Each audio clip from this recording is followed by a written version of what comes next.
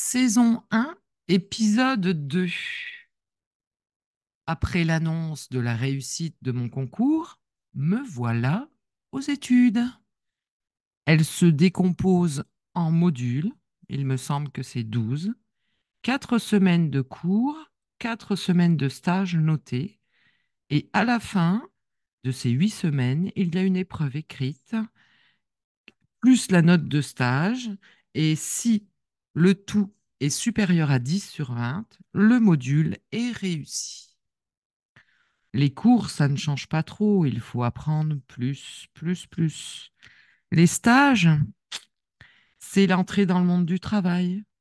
Quand on est étudiant, il faut montrer son engagement.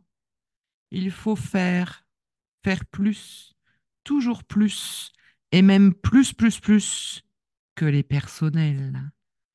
Cela me rappelle le SBAM. Sourire, bonjour, au revoir, merci. Et j'y rajoute donc plus, plus, plus, plus, plus, plus. Le premier stage, j'avais 21 ans. C'était dans une garderie pour enfants, dans dans une crèche administrative. Et j'ai participé aux travaux que faisaient les puéricultrices et les auxiliaires puéricultrices.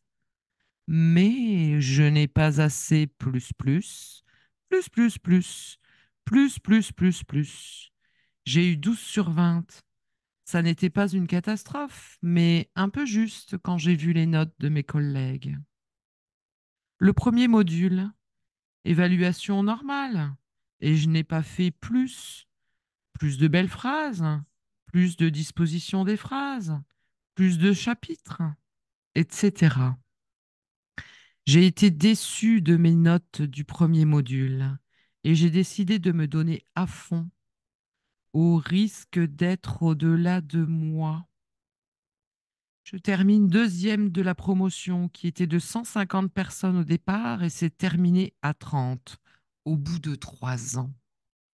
Au moins, je pourrais être moi une fois diplômée. Et